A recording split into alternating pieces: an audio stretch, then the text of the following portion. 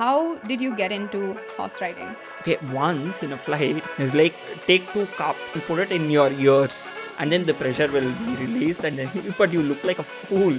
And everyone did it? Yeah. So, the game that we're going to play now is just going to make it so much more better because it's called a senseless trivia. Switch, switch, switch. Which part of the shrimp's body is its heart located in? Ass. Take a shot, bro.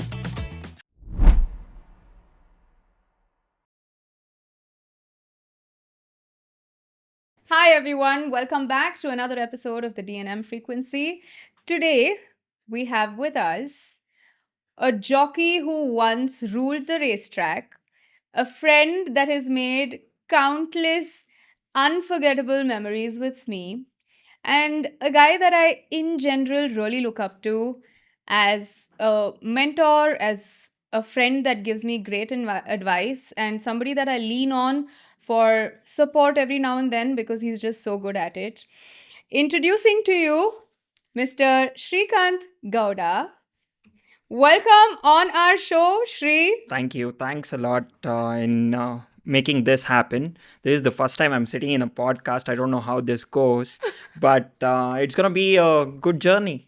Absolutely. We are so honored to have you. Shri and I go way back. We've known each other for, I think, more than a decade. It's been 14 years since we know each other. Yeah, but who's counting? Who's counting? That's true. So today I'm going to start off by asking you, how did you get into horse riding? Well, my family is associated with racing. My uncle, as you know, he's a racehorse trainer. It started as a hobby when I was in 8th grade. And then I started riding horses in the morning track. I developed a passion for it, and then it became a profession. Wow. How old were you? Yeah, let me count backwards now. I think I was 13. I was 13 when I started riding horses. I got on a horse when I was much younger, but I started riding race horses when I was 13 in morning track, and I was not a professional yet. I got my license when I was 17. Wow. Wow. Were you probably one of the youngest? Yeah, one of the youngest. Yeah, Right? Yeah, because I don't know if people start that young. Do they start that young? Yeah, generally all the jockeys they start very young.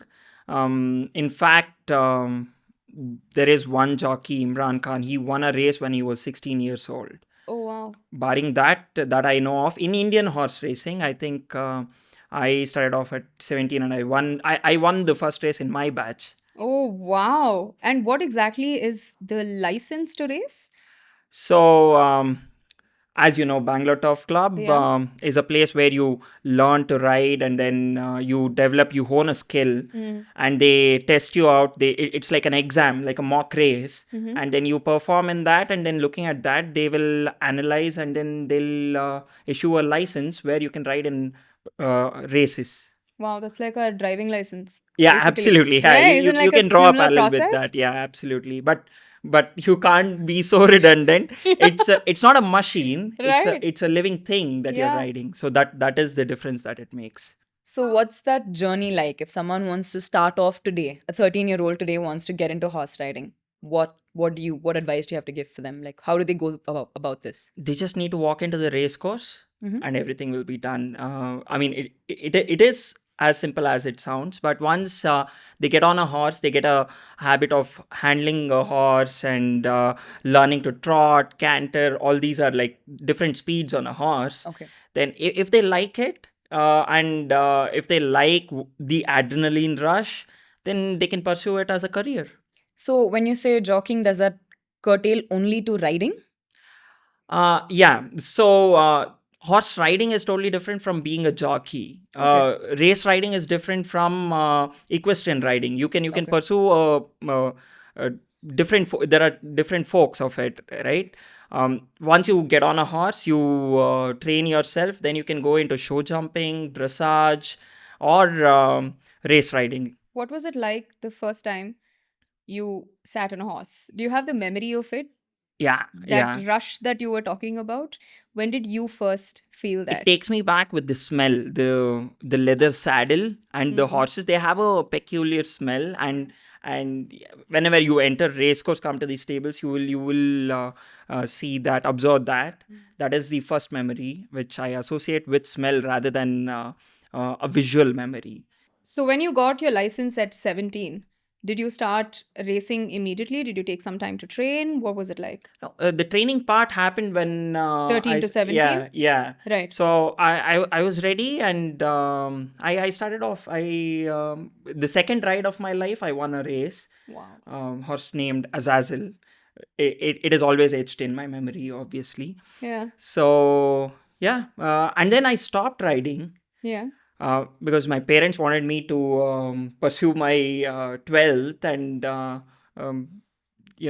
have another option in life where if this thing fails, something like And that. you did get into engineering, and midway through that, you kind of dropped out and you Yeah, pursued so it. so that's a whole process which happened. I was really good at what I was doing, both in my studies and also in riding. I became a champion, and I got a retainership with one of the owners, that is Dr. M.A.M. Ramaswamy. So I had to travel all over the country, so I couldn't get into classes and finish that. So that's an interesting journey. Break this down for a layman like me. What retainership? Okay, so jockeys. There are a lot of jockeys. So only the good ones, the top 1%, do well. They ride. They hone that skill. They have that talent or hard work, whatever you can call it. So these jockeys, they get picked by particular owners where they pay you retainership, so you can ride only for them, their horses. Okay, so by default, we all know that horse riding is an expensive hobby to have. That's what people say. If you're going to go to a horse riding, it takes a little bit of money. So how do you sustain that financially until you have a retainership? Yeah, that's an interesting question. When you're training, it's initially, till you get a hang of it, you will have to pay and get on a horse and ride. But when you are an apprentice, when you are going towards the professional route, you will get a stipend paid. So it is not as expensive as F1 racing or anything like that. You don't have to put in money from your pocket. Who's paying you this? The trainer I'm working for, his horses, I'm helping him out train horses and not ride in races. To ride in races, you need the license. Before that, you train the horses, you get paid in the form of salary or stipend. Once you get your license, how, of course, you mentioned that it's the top 1% that get the retainership, right? In terms of just right off starting to work with trainers, how hard is that process? Do you start immediately? Are jockeys that are all licensed immediately on races? So the license is issued to a lot of people. Whoever gives the test, as you Yeah. mentioned earlier, and then you tend to you are an apprentice. You have like allowances, like you carry less weight on a horse. Like the horses have handicapping. Okay, each horse is rated by Okay. by a handicapper, and that particular, if they are competing in a group, they have to Right. carry that particular weight on top of their back. Okay. So that decides the timing of the horse. If you put more weight on the horse's back, Okay. so the horse's timing will become much higher. That means they run It's slower. slower. Okay. So like that, when the jockeys get their license, they're given an allowance. Like you carry 5 kilos less than what is intended on that horse to run in that race. I hope I'm So the allowance is your weight, your body weight. no. Okay, let me explain Yeah, this. we're like very laymen trying to Okay, understand. sure. Yeah. So let's say two equally good horses are running in a race. Okay. Okay, so if you put more weight on one horse, obviously the horse which is carrying more weight will run second Slower. Correct. Yeah, to the other horse. Yeah. So if you reduce the weight on a horse, what it is carrying on its back, Okay. it is included with the saddle and all With the your other protective things, gear. and the jockey's body weight. Yeah. So in each race, a jockey has to carry a particular amount of weight which is intended for that horse to carry in that particular race. Okay. Okay. So when you get a license, the apprentice, the jockeys, Yeah. the new jockeys Yeah. get an allowance. Like they carry 5 kilos less. If you put a full jockey, like a jockey who has already proven, who has already won 40 winners, Yeah.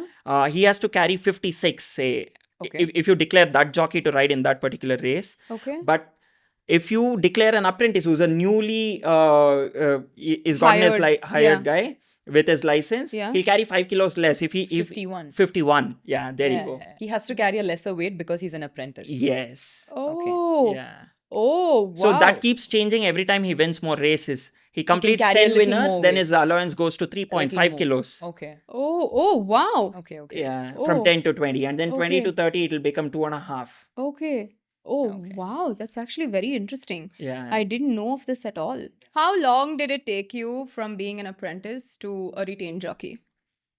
It took me 3 years. It took me 3 years to get retained by boss. We call him Boss? Yeah, in racing, anybody who, it's a dream for every jockey to get retained by Dr. M.M. Ramaswamy, because he has his name in the Guinness record books. He's won the highest number of classics. So Wow. getting retained by him is the best possible thing for a jockey. So he's golden brown. He's no more. He, Oh. he is golden brown. Yes, absolutely. His colors, the silks, what Yeah. the Yeah. jockeys wear on his horse is golden brown. Okay. Yeah, that's why we see all your badges and everything being golden brown, right? Yeah. That's a nice observation. Yeah, yeah, we have seen that in all of your pictures. But Can you? before that, before I got retained, I used to ride for my uncle. In fact, I won my championships with him. Yeah. He's the one who gave me the break and where I could prove that I could be a good jockey. Yeah, both your uncles and your dad are into the same field, Yeah. right? So it's more like a family thing that kind of brought you into this. Absolutely, yeah. Yeah. There is no. And was it easy for you in any way that you had your uncles training you, that your family was a part of it? Was it easy for you? Yes. See, I got the leg up Okay. to get into this particular thing, and I got my initial break. But then I had to prove it. Like, I had to perform to sustain. A lot of people get breaks, but not everyone will sustain. In fact, it is the same as cricket. You get a break, but if you don't prove, then you're out because the numbers speak. Yeah. Can you break down what the races are in terms of merits? Like, I don't know the right way Absolutely. to ask. What are classics? What is the Indian Derby? What are the merits of each of these races, and what are the races? Yeah, there are every weekend there are 2 seasons in each club. Okay. That is Bangalore, Bombay, Hyderabad, Calcutta, and there are small little clubs like Delhi too. But these 4 centers which I mentioned, they have 2 seasons. One is the winter and the summer season. They have weekend races, like 2 days or like a single day of racing in each center, and about 8 races on an average on a race day. Out of those 8 races, most of them will be handicap races, but there are particular events, as you mentioned. These are called group races or classics. The classics are 1,000 guineas, 2,000 guineas, and the derby. Yeah. Each season has one derby in one center. So winning that race is a feather on your cap. So everyone will be vying to win that race, because huge stake money and the glory. Right. So you have one Bangalore Winter Derby, one Bangalore Summer Derby. Yes. Like absolutely. that, you'll have 4 different centers, so 8 derbies, Yeah. right? Yeah. Throughout the year, Yeah. spread across 4 Yeah, centers. What and- about the classics? Classics. Derby is a classic, and there Right. are 1,000 guineas and 2,000 guineas. To explain more about it, the fillies, the female horses run Right. in the 1,000 guineas, and the male horses run in the 2,000 guineas. And The Okay. and the- 1,000 guineas is your distance? no. What Okay, is- that's an Sorry. interesting thing. So 1,000 guineas, the name of this race comes, I think, from the 19th century, where that was the currency which was used for horses in England to bring their horses to come and race and win. The 1,000 guineas was That was the charge. no, the prize money. Yeah. Oh, the prize. winning So that prize. is when Okay. the nomenclature started, and that became the big thing. And Indian racing is influenced by British rules and everything. So it became a thing. So for the female horses, it's the 1,000 guineas, and the male it is 2,000. It is run over a distance of 1,600 meters, a metric mile. Okay. And then the winner of these races, they generally most of the times they compete in the derby. So the 1,000 guineas comes first, and then the 2,000 guineas, and then there is something called Oaks. It's called the ladies derby. So only the female horses compete in the Oaks, and then comes the derby. That's fantastic. So you're working around the clock. Yeah, It's not like you have a season break. Do you have a season break? yeah, there are season breaks, but sometimes it overlaps with other centers. Yeah. But we jockeys get about 20 days off in a year.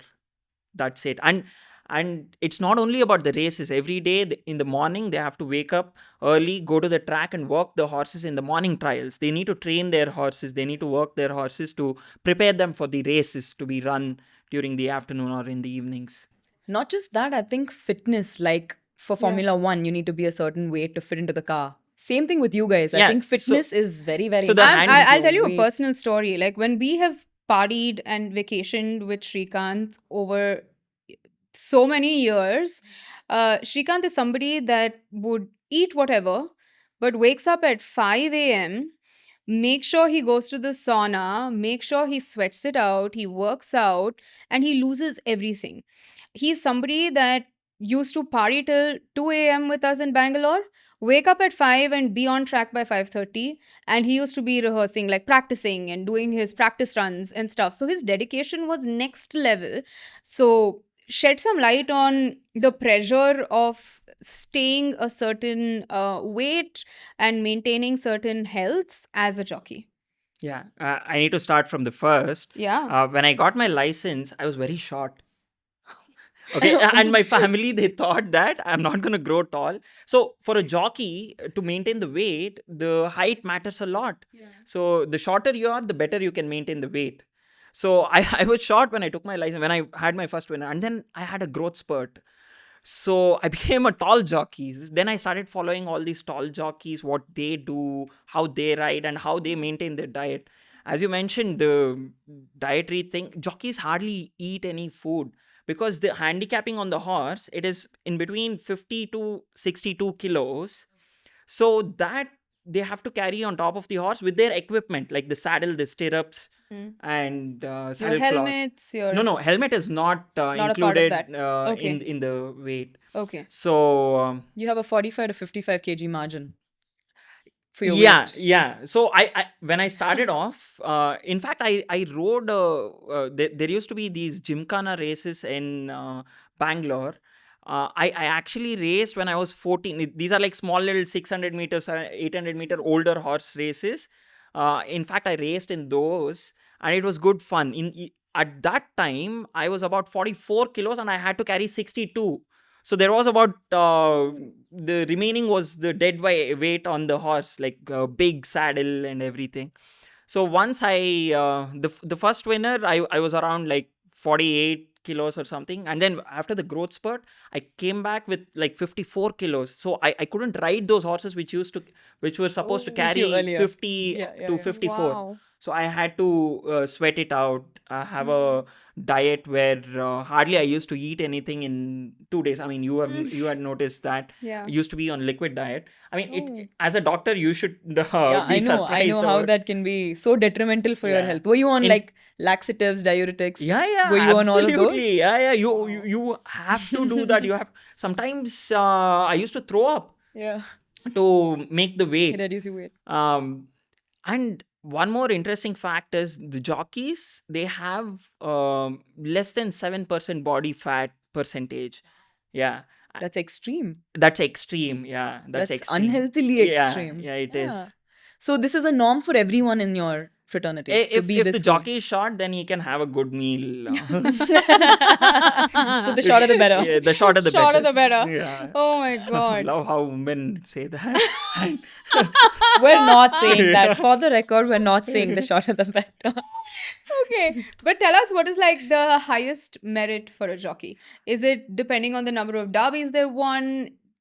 Is it the number of accolades that they've had over the years? yeah, see, I had a very short-lived career as a jockey, but for me, winning the Indian Derby is the most amazing thing as a jockey. What I wanted, I had four things to achieve: Yeah. win a championship, get retained to boss, and then win the Punawala Breeders Multi-Million. There is a race for 3-year-olds, and then winning the Indian Derby. I achieved three of them. I couldn't win the Indian Derby. I was jocked off in one of the races. Anyways, these are the things for Indian jockeys, but also you can achieve more. There are a lot of jockeys who have achieved more than that, winning the number of races and then the number of classics. In fact, outside of India, there are certain races which all international jockeys aspire to win, like the Melbourne Cup, the Dubai World Cup, and there are these Triple Crown races in the US. Preakness Stakes, Belmont Stakes, Kentucky Derby. You guys might wow. have heard about that. I've heard And of the Dubai one. yeah, For sure. yeah, it's That's pretty highest famous, purse. yeah. In fact, the purse is really big. In India, the richest race is the Indian Derby. Okay. What is the payout for stuff like this? Like the derbies, the classics? What is the amount that you win? Does it differ? Yeah, absolutely. The handicap races are very little. The stake money is, but these classics have a higher purse. Okay. So everyone wants to win that. That is another reason to win classics. Yeah. What is like the highest Indian Derby payout for a jockey? I think for Indian Derby, the purse was about 3 crores. The jockey gets about 8.5%. Okay. Um, Oh, wow. That's it? Yeah. 8.5% of 3 crores? The owner Yeah, ideally gets owner the gets horse the owner is bigger the chunk. bigger. But that is just one race. In fact, if you want me to give stats, one of the jockeys recently, he achieved a mark where he won about 120, 130 odd races. He would have taken home just the stake money, other than the retainership, upwards of 1 crore.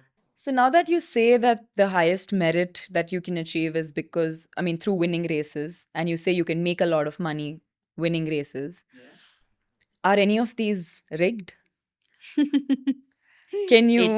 It's like you're No, but like, is there ever rigging in terms of races being rigged, in terms of jockeys being paid out to lose races instead of win them? I mean, does this internal stuff happen in the horse racing Let me ask you a fraternity? question. Are these cricket matches fixed? I mean, we're not cricketers. Yeah, So we won't so be we able to can't tell answer you that, that. but Okay. you're a race jockey. so you So- can probably shed some light. It's the same. There is in cricket there have been cases of match fixing and stuff, but there is a governing body which looks into this thing and the performance and everything. The same way, even racing has a governing body. In fact, the present Karnataka government has put in like IAS and an IPS officer in the stewards lot. So these guys, they govern races. There is malpractice, but it is always penalized and they are brought to conduct if something like that happens. So it is monitored very well, and yeah, Do you have a personal incident? absolutely everyone Can you tell does, us yeah. what happened? Yeah, I What mean, happened when you lost a race? generally, yeah, people just it doesn't sit in my memory, but yeah, it's a regular thing. I mean, if someone has lost money and you're one of the reasons Yeah. for that, then yeah, obviously it happens. And the other thing is, in other sports like F1 or in cricket, the human error is more. Okay, if you take it as a percentage, and then in here there is an animal involved along with it. If the Correct. horse is not feeling Another well on that living day, being, yeah. and the jockey loses, the jockey gets the horse doesn't get Yeah. the horse will get its massage, it'll get its food. Yeah. No, coming to that, the horse is safeguarded in a loss, but there's also so many reports of animal abuse in your fraternity. There's With actually a lot of terms of cases that are constantly ongoing, if I'm not wrong, about animal abuse. And, it's just the treatment of the horses dying on track. Uh, what is the action that the race course is taking, or how are you fighting off these cases? First of all, it is not animal abuse at all, horse racing. I want to make no, that not clear. racing, Okay. but particular incidents where Yeah, someone has ill-treated their horse that they yeah, were yeah. using to win a race, maybe over But in exerting general, it. also, I feel like a lot of people in general feel like you are whipping a horse, you're riding a horse, you're making it go at a certain speed, you're pulling it. I don't know technically what you'd call that. So they do consider that as physical abuse to the horse. Yeah. But yeah, give us clarity on that. Horses are meant to run. They love to run. Okay. And coming to the point of whipping horses, there is this international jockey who used to ride for the Queen and also to boss, who's one of my idols, Richard Hughes. He says that if you think the horse gets hurt whipping, whip me. In fact, the whip has a cushion. It is used as an alerting mechanism. It doesn't hurt the horse. It makes the sound. Right. Yeah, when you hit a horse. In fact, you can take the same whip and hit me. Nothing happens. It doesn't hurt. Oh, wow. Yeah, I mean it's a small reminder that we give to the horse to go. This is the time to go. You need to spurt. You need to give that last bit of A push. push. Yeah. Yeah. Right. In fact, horses get the best treatment when they are in racing. Like they get. You let me know how many humans get massaged twice in a day. That is so cute. Oh. Yeah, and they get the best feed. It is in Yeah. fact very nutritious, tailored for each horse, and it is they get the best treatment, and they love some horses. In They love racing. They enjoy the whole thing. In fact, all the horses love running, right? And we are making the best out of it as a racing fraternity. What do you have to say about people?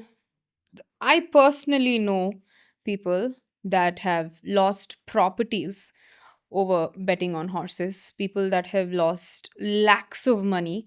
Uh, what do you have to say to this becoming an addiction, to people not knowing when to stop? What are your thoughts on that? It's a taboo. Horse racing as a taboo, saying that it is you lose money if you go over there. You lose money if you go to Vegas also, right? But still you get the it's more about the entertainment. In fact, people bet on cricket matches and they lose money, but it's the onus is on the person who's betting the money. If the same goes in stock market too. You can build your wealth in stock market, or you do day trading, and 97% of the people lose their money in day trading. It's the same thing, but in horse racing you should see it as an entertainment rather than a place where you want to go make money. I think that is a better way of looking at it. In fact, when we go to Vegas, we have fun over there, Yeah. and we have a budget for entertainment. You don't That tend is to so true. sell your house and then go to Vegas and but- make. But sometimes Wow. you're so engrossed in it that you tend to lose a lot of money. Yeah, yeah, Talking from personal experience. yeah. You don't know when you're getting sucked into it so deep that you're losing a lot of your money, The including onus your is on the house. person, The right? onus is on the person. Sometimes you don't know the when to company stop. told Baccarat. you. The company told you to stop. The company advised You very don't know. professionally. Baccarat. It is done. But she was like, Baccarats. Ah. Barakat. Yeah. But I'm gonna come to, like, of course, there was so much to understand and process. Even after knowing you for so many years, there were details that I didn't know. What is a course that is your favorite and why? There are two of them, and for different reasons. Mm. One is the Bangalore track because it is my home turf, and the other one is the Bombay track.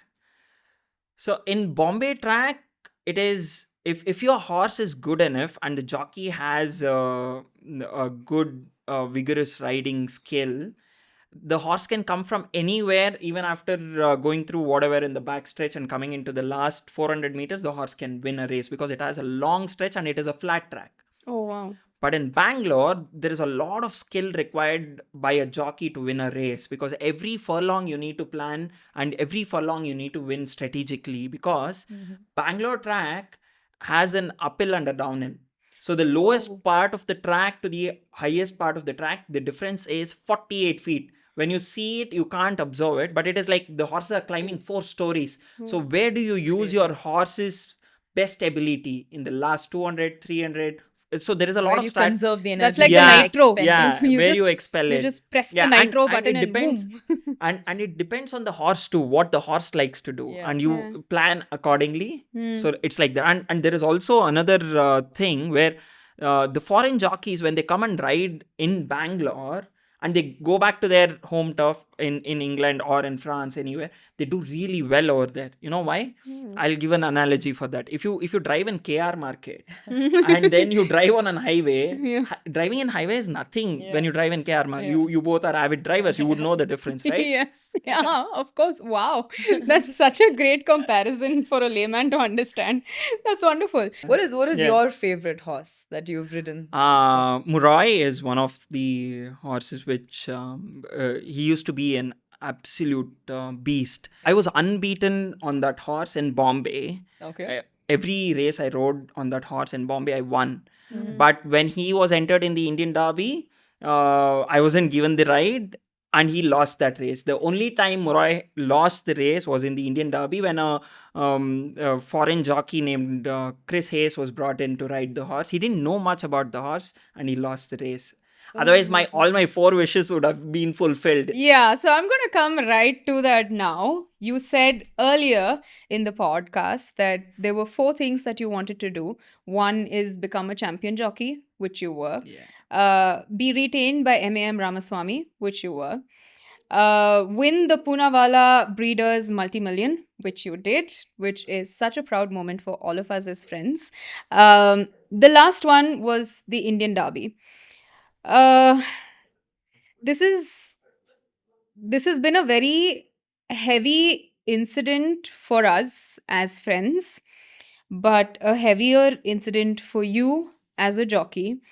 And this is where I don't know if I can say your dreams died, or I don't know the right term, but I do want you to tell the audience about the accident that you had that kind of ended your career as a jockey.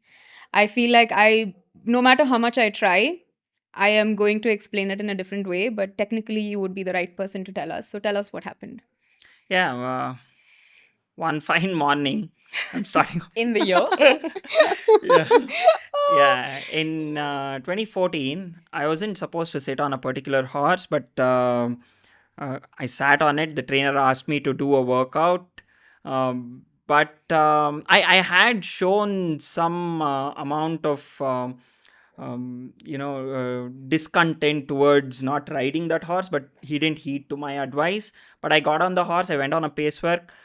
In the morning, the horse stumbled and fell and threw me off, and I went and hit a bad ridge, which impacted my D7 and D9 vertebrae. Immediately after the fall, people came to pick me up. I told, no, don't touch me. I can't feel my leg, so I need a stretcher. Yeah. So I had that particular That intuition. If not, generally what happens after my injury, I've gone and met a lot of patients who have suffered SCI. Yeah. The mobility from the place of incident to the hospital is where the Have more mishap damage. happens. So I had that thought and I told not to touch me, and I called for a stretcher, and I didn't black out. I didn't panic. Once I went into the hospital, then I knew, okay, fine. Now whatever is left is up to the doctors. So for those, I'm just breaking down what Yeah. you just said. As humans, we have a vertebral column, which is made up of multiple bones. And behind those bones, you have a spinal cord, which has all our nerves, which run and feed all our body parts. And that's the sensations, the nerves, which come out of the spinal cord. And D7 to D9 is a part of our thoracic spine. And when you injure that, there's a possibility that it impinges on the spinal cord, and there's some amount of damage that happens to the spinal cord, which is what SCI is. It's spinal cord injury. And it's very, very rare that you'll find someone who's had such a trauma to actually have the presence of mind to say, don't move me. Because then you're just like in shock of what just happened to me. You won't even know what just happened to you. And in that process, it's so important to do something called immobilization of the spine. In such a situation, also what can happen is you can damage your cervical spine. And that's a very small injury that is enough to keep you paralyzed for life, cut off your respiratory center. It can lead to a bunch of complications. And he had the presence of mind to say, don't move me in any awkward position to cause more damage than what has already happened. So that's major respect for just saying that. Yeah, Yeah. major respect. But from from a moment in your life when you were a jockey that was predicted to win the Indian Derby that year, I'm talking about how much potential you had and how skilled you were as a jockey. In the span of an hour, you had a spinal cord injury, you were taken to the hospital, and the doctor told you that you would probably not be able to walk for the rest of your life. It was an interesting experience for sure. I'm sure. That's Life just defining. Shrikant for you guys. Yeah, once I was taken to the hospital. They checked, they pricked my asshole basically. I don't know how you want to. Asshole. Yeah. And I had For sensation? the pain. So, and they put me inside MRI. I was never claustrophobic in my life. And they put me inside this MRI machine, and I have a lot of pain. Yeah. I think the pain made me more claustrophobic. More It was, breathless. yeah. Hmm. And then I just asked them, I know what it is. Just give me a painkiller and I'll stay here till you finish the MRI. Mhm. And they did give me the painkillers. Mhm. And then I woke up a day later because the operation went on for Yeah. quite some time. They had to stabilize my spine. Spine, yeah. Titanium implants were put in place. And it's whole process that happened. After 2 days I was out of the ICU, and then physiotherapy started. I didn't have any sensation or motor function. Both were not there. I think it's because of the swelling, and it had not subsided. And then immediately after 3 days or 4, these guys came and met me. I remember these guys were the only ones who were allowed. Yeah. A lot of people were there, but my family, my brother flew in from the US, and I was discharged, and then I went back home. And then it was a whole different thing. I had to go through the 5 stages of grief to understand exactly what is happening, Yeah. because it was new, obviously. Did you at any point, when did it, so after the trauma you were in the hospital, when did it actually, that realization hit you No, that this is it? I knew. Or were you like, I no, I'm knew gonna it get back when on a I horse? was in the when I got into the stretcher, when I got into the ambulance. My uncle was sitting right next to me. I told, I think I'm paralyzed. I can't feel my legs. So I knew. I mean, it was confirmation after the thing, but I knew Yeah. that I was paralyzed. No, but you went in for surgery. I'm sure you were hopeful at that point of, oh, maybe if they fix this, I can get back on a horse again. No, I had strong conviction that it's a spinal cord injury, and I knew that I didn't lose hope. Yeah. I thought that I can do a comeback. Yeah. I had that small little bit of hope, which got me going for the next few years, whatever. So and then the doctor who operated on me, he did a great job. I call him the magic hands. Can you tell us his name? Dr. Amritlal Mascarenhas. Okay. He's a spine surgeon in Vikram. So he did a great job. But he came back, and after the surgery, once I was moved from the ICU to the ward, he came and told me that it'll be hard. Oh yeah, he told you that? Yeah. I mean, he would have seen a lot of MRIs and Correct. what he would have expected. You would be bedridden throughout your life, is what he told. But I didn't lose hope. I had slowly, like once I got back home, I got a little sensation on my toe, Okay. and Brought some hope up for you. yeah. Kill So Bill I thought moment. I could lead Oh. with that and see how many more muscle groups I can work on, and Correct. how I can do it. And I had a great physiotherapist who used to come home and work with me, Vinay, uh, Vinay Kumar. He moved to Australia now. Anyways, coming back to the point, we worked on it a lot. A lot of things. I think my reflexes, Correct.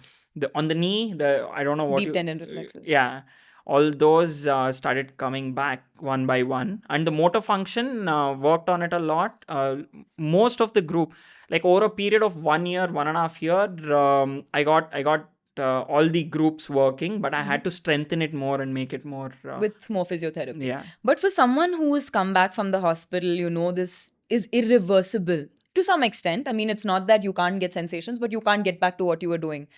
How did you push yourself to continue with your physiotherapy and take your medication, be fit, continue to have that willpower to continue fighting it? Because as far as I know, if I was doing something I was so passionate about and it's snatched away from me, I would be Yeah. like, fuck this. I'm just going to rot because this is it. I'm done.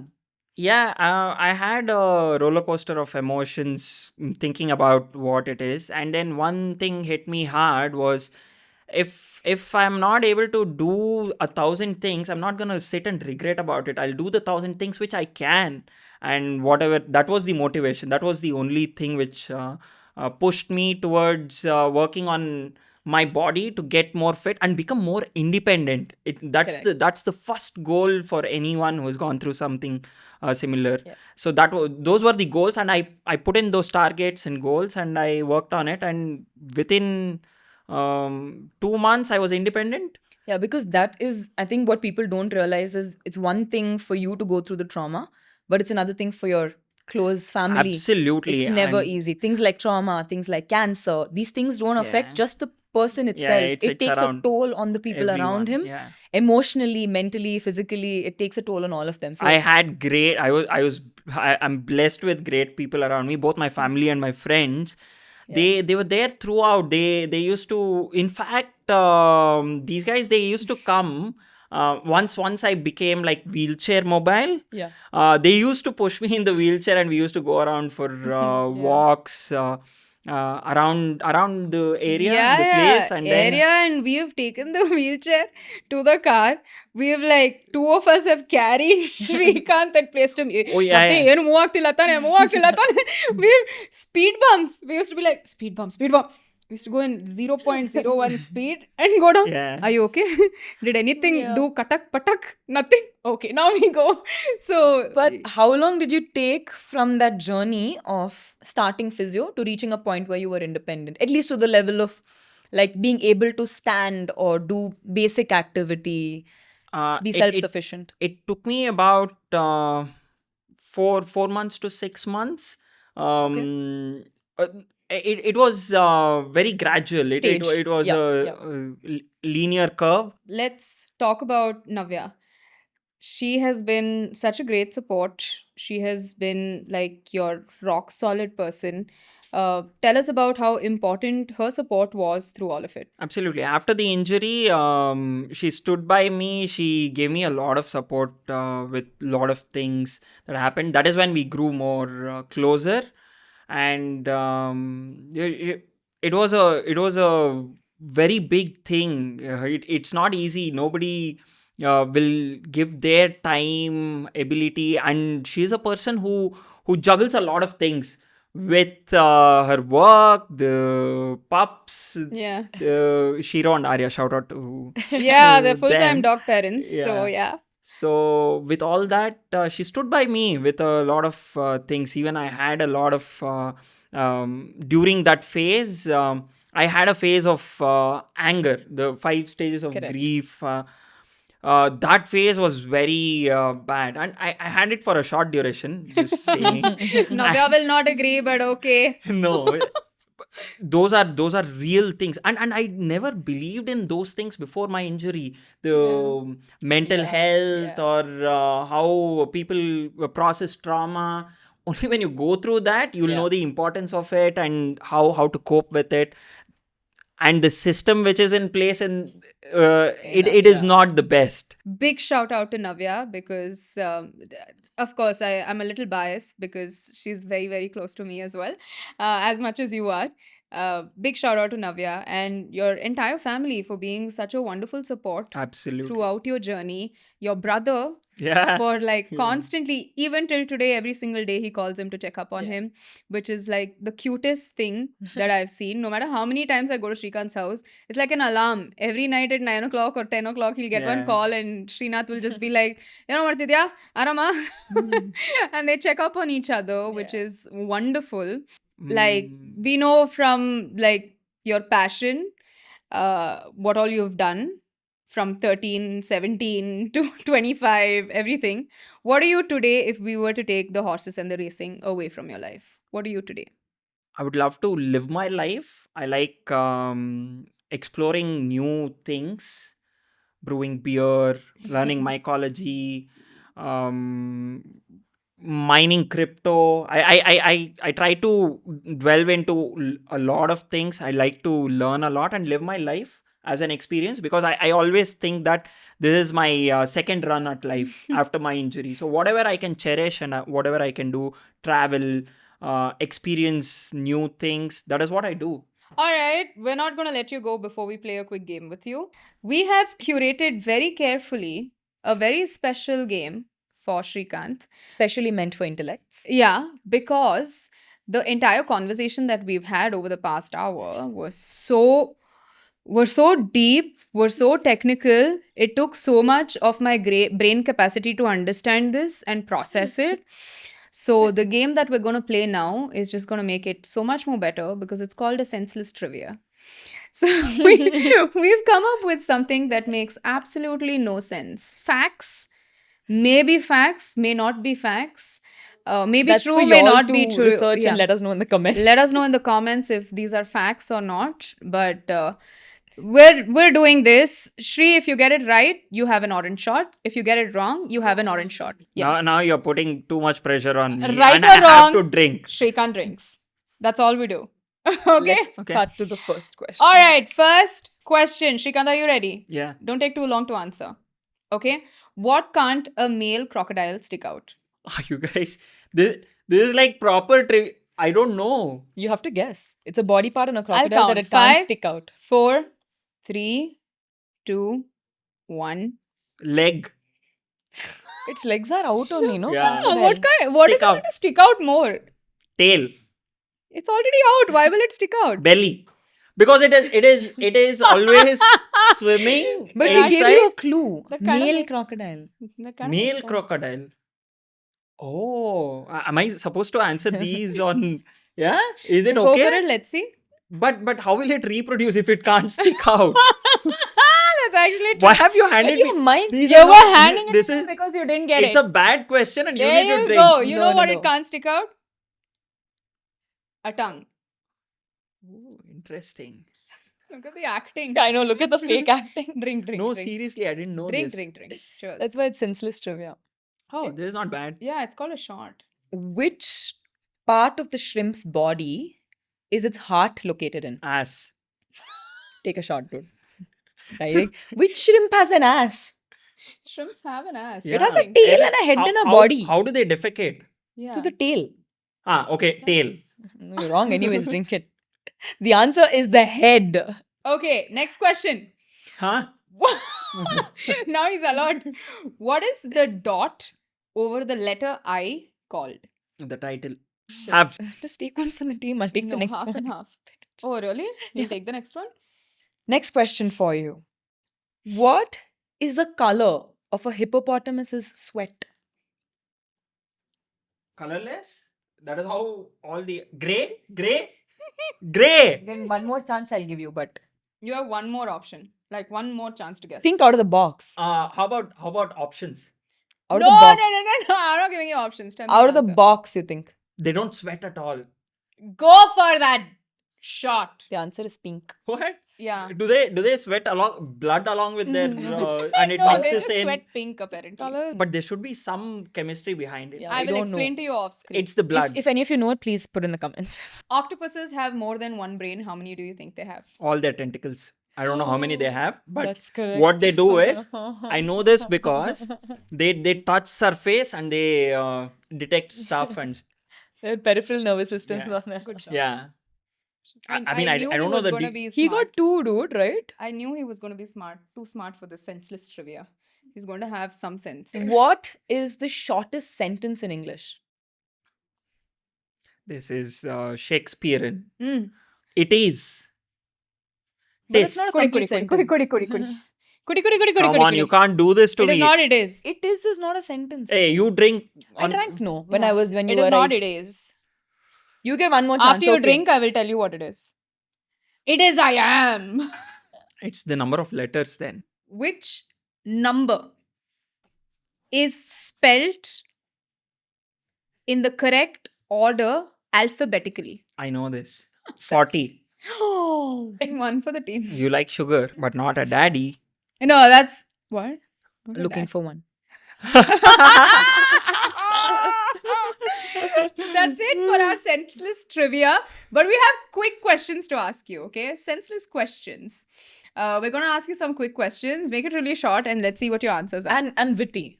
Yeah, don't make give it us witty. boring. I'm not witty. You are, very. If your dogs could talk for a minute, what would they roast you about? ಒಬ್ನೇ ತಿಂತಾ ಇದ್ಯಾ ಬಿರಿಯಾನಿ ನನ್ಗಿಲ್ವಾ ಲೇ ಮಗನೇ What is the most senseless thing you've Googled? I think meaning of words which I already know of. What is something super normal that makes you abnormally angry? A lot of things. It depends on my. I thought he did nothing. I know. A lot of things. A make lot you of normally things. angry. Give us It depends one. on my instance. Like Give Disha us has one. I have like loud chewing. You have dirty nails. Yeah, she has loud chewing. For me, it's like dirty nails. People with not Okay. very well kept nails. Someone getting physical, flicking your ear, or it pisses me off. Flicking your ear? I Someone know does that- this? Yeah, Yes. because I've. When you hit someone on the head from the back. Yeah. Pisses me. Yeah. Oh. Next question, Shri. What is one lie about yourself that you've made all your friends believe? Oh, there is this one thing about ear pressure. You know, like so when you're flying, you Correct. get You're blocked. I was like a frequent flyer. Every day I used to take a flight. Okay, and I used to have, and I figured out a way to beat that and have a warm drink or something. Okay, once in a flight, all these guys is like. Take 2 cups, get a glass of 2 cups and put it in your ears. Hold 2 cups in your ears. Yeah, like this. And then the pressure will be released and then but you look like a fool. And everyone did it. Who did you make? Supreet. Yeah.